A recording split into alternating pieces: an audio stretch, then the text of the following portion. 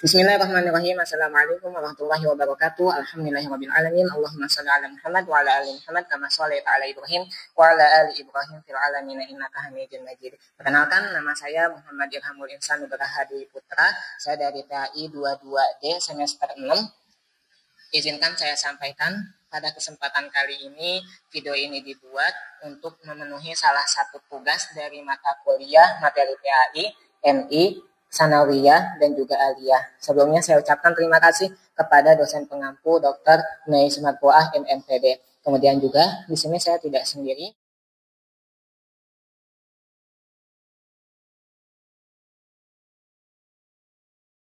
Tetapi di belakang layar ada Endang Widarman selaku yang membuat modul ajar. Kemudian juga ada Yepta yang mengedit video atau sebagai editor nanti dari hasil video ini. Pada kesempatan kali ini, insya Allah kami akan menyampaikan salah satu dari materi yang ada di kelas Aliyah, yaitu tepatnya di kelas 11, yaitu mengenai kenakalan remaja dalam perspektif agama Islam. Dan materi ini akan menjadi sangat relevan dengan keadaan saat ini dari kalangan para remaja. Masa remaja adalah masa di mana transisi dari masa kanak-kanak menuju dewasa. Dan dalam fase transisi ini, mereka banyak mengalami sesuatu hal yang baru, di mana semangat mereka begitu tinggi menggelora, pengetahuan mereka ke hal-hal yang baru sangat begitu tinggi.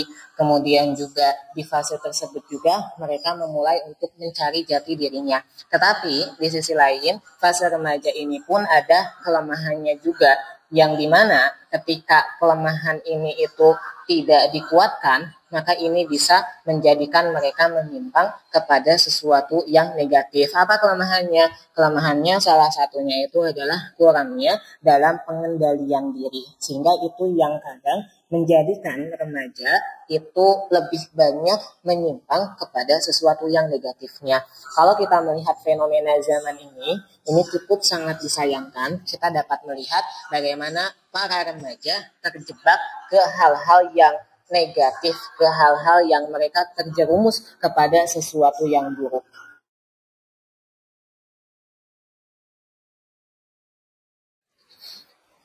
Ya, seperti apa yang telah kita lihat tadi pada slide yang telah ditampilkan, kita dapat melihat bagaimana kenakalan remaja itu berbagai ragam. Dari sesuatu yang ringan, yaitu adalah merokok di usia belum waktunya atau di usia dini, terus kemudian sampai yang paling besarnya, yaitu adalah adanya tindakan pidana yang terjadi kepada anak-anak remaja. Dan dari itu semua, itu sesuatu yang bertolak belakang dengan agama Islam ini. Dan itu artinya adalah hal-hal akhlak yang tercela yang sudah semestinya itu semua dihindari. Mari kita bahas lebih mendalam lagi mengenai tentang akhlak-akhlak tercela ini supaya kita bisa lebih paham lagi. Terus kemudian juga yang paling pentingnya adalah supaya kita dapat menghindari dari hal-hal itu semua.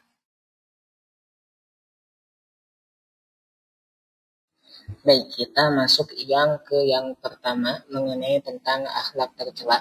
Yang pertama dari akhlak tercela ini sesuai tadi slide yang telah disampaikan, ini adalah mengenai tentang pergaulan seks bebas atau bisa disebut free sex. Dan yang pertama ini menjadi satu hal yang sangat fundamental, seperti yang kita tahu bahwa hubungan seksual itu dibenarkan hanya dalam ikatan pernikahan yang sah dalam syariat agama Islam ini. Nah, melakukan di luar daripada itu, maka itu adalah sebuah kekacauan yang sangat besar, itu adalah sebuah dosa yang sangat besar, yang memang betul-betul itu sangat dihindari. Islam sebagai agama yang sempurna, itu sejatinya dalam Al-Quran, Allah Subhanahu wa Ta'ala telah memberikan kepada kita panduan yang sangat jelas untuk kita dapat menjaga diri dari hal-hal yang seperti ini. Dalam Al-Quran, Allah Subhanahu wa Ta'ala menyebutkan, pertama ada di dalam surat An-Nur, Allah Subhanahu wa Ta'ala sebutkan di dalamnya, berikut ayatnya. Kemudian yang kedua, itu adalah Allah Subhanahu wa Ta'ala sebutkan juga dalam surat Al-A'raf ayat ke-26, berikut ayatnya juga. Terus kemudian yang ketiga, Allah Subhanahu wa taala juga sebutkan dalam surat Al-Isra ayat ke-32, dan ini menjadi ayat yang paling tegas agar seseorang betul-betul dapat menjaga diri dari segala sesuatu apapun yang dapat mendekati ke perkara zina. Dari ayat-ayat tadi, yang pertama tadi ada di surat An-Nur, Allah Subhanahu wa taala memerintahkan kepada kita untuk menjaga pandangan satu sama lain kepada yang bukan mahram. Terus kemudian juga Allah Subhanahu wa taala firmankan dalam surat Al-A'raf ayat ke-26 untuk kita dapat menjaga aurat, seorang perempuan menjaga auratnya, begitupun sebaliknya seorang laki-laki pun sama dapat menjaga auratnya. Aurat yang di sini dapat memancing hawa nafsu lawan jenisnya, maka itu harus dihindari dan harus ditutup. Terus kemudian yang ketiga adalah yang paling tegasnya, Allah bilang untuk kita itu menjaga diri dari segala hal apapun yang dapat mendekatkan diri kita kepada perkara zina. Nah, dari seluruh ayat-ayat yang disampaikan oleh Allah, maka ayat-ayat ini bukan sekedar larangan, tetapi ayat-ayat ini itu adalah perintah. Yang dibalik itu semua ada hikmah, yang hikmahnya sejatinya itu kebaikannya untuk diri kita juga, supaya kita sebagai seorang manusia bisa terjaga menjadi manusia yang baik, terjaga menjadi seorang manusia yang ia tetap dapat menjaga kehormatannya. Terus kemudian hal-hal yang tadi, free sex dan sebagainya, itu sesuatu yang dapat mendatangkan penyakit yang naudzubillahnya, penyakit HIV misalkan, itu kan sesuatu yang dapat memutus daripada keturunan. Maka hal-hal yang seperti inilah sesuatu yang memang harus betul-betul sangat kita hindari. Itu yang pertama. Sekarang kita masuk yang kedua. Tadi telah diuraikan di slide-nya. Nah, tawaran ini seringkali itu dipicu oleh hal-hal yang sebenarnya ini sesuatu yang sederhana. Bahkan kalau bisa dikatakan sesuatu yang konyol.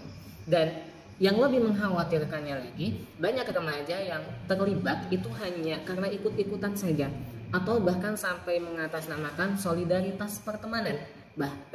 Padahal itu adalah solidaritas yang menyimpang atau solidaritas yang keliru, yang akibatnya ini menjadi sesuatu yang fatal, entah itu untuk dirinya sendiri, entah itu untuk orang lain, atau bahkan itu untuk orang tuanya. Nah, tawaran ini kalau kita dapat melihat itu bisa disebabkan oleh faktor internal, yaitu dari diri remajanya itu sendiri, seperti ketidakmampuan dalam mengelola emosi. Terus kemudian yang kedua adalah faktor eksternalnya, yaitu seperti kondisi keluarga yang kurang harmonis atau broken home, terus kemudian juga pengaruh lingkungan yang negatif, terus kemudian juga adanya pertemanan yang tidak baik, sehingga pertemanan yang tidak baik tersebut itu malah membawa dirinya kepada sesuatu yang negatif. Maka di sini kita dapat melihat, mengingatkan kepada kita semua pentingnya kita untuk memilih teman, dan juga pentingnya untuk kita untuk mencari lingkungan yang baik. Dan sejatinya ini semua itu seharusnya yang dapat mengarahkan itu adalah dari orang tuanya itu sendiri. Sekarang kita masuk yang ketiga, seperti apa yang tadi sudah ditampilkan di slide. Yang ketiga di sini itu adalah mengenai tentang minuman keras dan juga penyalahgunaan narkoba. Minuman keras itu mengandung racun yang sangat berbahaya untuk sistem saraf kita, yang membuat kita kehilangan dalam mengendalikan diri. Dan inilah yang menjadi pemicu awal untuk tumbuhnya sesuatu hal yang lebih besar lagi dari tindakan kriminal, seperti halnya nantinya ada perkelahian dari mulai yang kecilnya, terus kemudian yang paling besarnya itu bahkan bisa sampai ke pembunuhan. Dalam Islam, larangan terhadap khamar atau minuman-minuman yang memabukkan itu sangatlah tegas. Allah Subhanahu wa taala firmankan, dan itu Allah sebutkan dalam surat Al-Maidah ayat yang ke-90. Bisa dilihat di teks berikutnya, surat Al-Maidah ayat ke-90. Di sini kita dapat melihat bagaimana Allah Subhanahu wa taala berfirman, "Hai orang-orang yang beriman, sesungguhnya meminum khamar, berjudi adalah termasuk perbuatan syaitan. Maka jauhilah perbuatan-perbuatan itu agar kamu mendapatkan keberuntungan." Sedangkan dalam hadis Nabi Muhammad SAW bersabda, "Jauhilah oleh kalian khamar, karena sesungguhnya itu adalah induk dari segala kejahatan." Nah, begitu juga dengan narkoba. Meskipun awalnya itu digunakan hanya untuk medis, penyalahgunaan itulah yang nantinya sangatlah berbahaya, dan itu dapat merusak otak dan menyebabkan ketergantungan yang sulit nantinya untuk disembuhkan. Maka hindarilah dari perkara-perkara seperti ini atau dari hal-hal yang memicu kepada hal-hal tersebut. Baik, setelah kita tahu bentuk-bentuk dari akhlak tercela itu apa saja, maka mari kita sadari lebih dalam lagi. Apa sih dampak buruk dari atau dampak negatif dari akhlak tercela dalam pergaulan remaja ini? Yang pertama, dari dampak pergaulan buruk akhlak remaja ini itu adalah tentunya itu semua bertentangan dengan nilai-nilai ajaran Islam. Perilaku melanggar aturan agama itu tentunya akan menjauhkan dirinya dari ridhonya Allah Subhanahu wa taala. Maka dari hal-hal yang tadi telah disebutkan, ini semua wajib harus kita hindari. Terus kemudian yang kedua, itu adalah hilangnya budaya malu. Malu itu sebagian dari iman. Kata Rasulullah bahwa malu itu sebagian dari iman. Kalau rasa malu itu sudah hilang pada diri seseorang, maka seseorang itu dia bisa bangga dalam melakukan perbuatan yang tercela, bahkan menganggapnya benar. Padahal di mata Allah Subhanahu wa taala itu adalah perkara yang sangat begitu hina. Kemudian yang ketiga itu adalah menimbulkan masalah kesehatan yang serius, seperti adanya HIV ketika seorang melakukan free sex atau hubungan seks sebelum menikah. Kemudian juga penyalahgunaan narkoba, akibatnya adalah bisa adanya cedera untuk tubuhnya, untuk fisiknya. Bahkan yang paling besarnya itu dapat menimbulkan kematian. Maka naudzubillah min dzalik, kita semua mesti bisa menghindari dari akhlak-akhlak tercela yang tadi semua sudah diuraikan. Apa yang bisa kita lakukan untuk menghindari semua dampak negatif dan juga perilaku tercela ini? Maka ada beberapa langkah. Tadi sudah diuraikan kan ya di slide yang telah ditampilkan. Nah, yang pertama itu adalah kita meningkatkan kadar iman kita kepada Allah Subhanahu wa taala dan juga amalan soleh. Setiap larangan dalam Islam itu pasti mengandung hikmah. Salah satunya untuk menjaga kemanusiaan kita. Dengan meningkatkan keimanan kita kepada Allah Subhanahu wa taala serta kita mengamalkan ajaran agama Islam ini, seperti kita belajar dengan bersungguh-sungguh, kita mengembangkan bakat yang ada pada diri kita, maka itulah yang akan menjadikan kita menjadi pribadi yang lebih baik. Terus kemudian yang kedua adalah meningkatkan kualitas akhlak dan etika bergaul. Kita ini makhluk sosial. Agar pergaulan kita berjalan baik, kita harus menjaga etika dan norma-norma sosial. Maka yang paling penting adalah pilihlah teman yang baik dan juga lingkungan yang positif.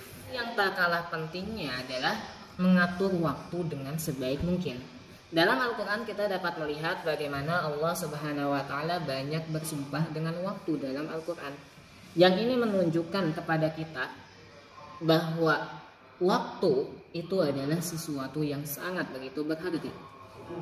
Jangan pernah kita menyia-nyiakan waktu luang, apalagi menjadikan waktu itu kita lakukan untuk hal-hal yang tidak ada manfaatnya. Karena waktu barang sedetik pun itu tidak akan pernah bisa kembali. Terus kemudian dalam hadis Nabi Muhammad SAW bersabda, ada dua kenikmatan yang kebanyakan manusia itu lupa atau tertipu pada keduanya. Yang pertama itu adalah kesehatan dan juga yang kedua adalah waktu luang. Maka manfaatkanlah waktu luang kita yang Allah berikan dengan hal-hal yang produktif dan juga positif. Kemudian masa sehat kita, maka jadikanlah sehat ini untuk menjadikan bisa menjadi lebih berkembang kepada sesuatu yang positif. Jangan biarkan masa sehat kita ini dibuang dengan sesuatu hal yang negatif, yang bahkan itu malah mendatangkan kepada kita sesuatu yang mendatangkan penyakit. Teman-teman, kita sudah masuk ke sesi terakhir dari apa yang kita bahas ini. Teman-teman semua, menjaga diri dari kenakalan remaja itu adalah tanggung jawab kita bersama. Sebagai remaja muslim, kita punya pedoman yang sangat begitu jelas, yaitu adalah dari Al-Quran dan juga As-Sunnah untuk menghadapi semua tantangan di masa remaja ini. Maka saya mengajak, mari kita jadikan masa remaja ini sebagai waktu untuk membangun diri menjadi pribadi yang berakhlak mulia, produktif, dan bermanfaat tentunya untuk banyaknya manusia. Kemudian bermanfaat untuk keluarga, kemudian bermanfaat untuk bangsa. Kemudian mari kita jauhi segala bentuk kenakalan remaja. Dan selalu ingat bahwa setiap perbuatan kita ini akan dimintai pertanggungjawaban nanti di hadapan Allah Subhanahu wa taala. Demikianlah pembahasan kami dari kelompok ini mengenai tentang kenakalan remaja dalam perspektif pendidikan agama Islam untuk tugas mata kuliah PAI ini. Semoga apa yang telah kami sampaikan ini bisa menjadi pengingat dan juga motivasi bagi kita semua. Terima kasih banyak atas perhatiannya kepada para penonton. Kemudian juga yang paling utama saya berterima kasih juga kepada Dr. Neis Marpuah MMPD. Semoga apa yang kami sampaikan ini bisa menjadi manfaat. Sampai jumpa lagi di kesempatan berikutnya. Assalamualaikum warahmatullahi wabarakatuh.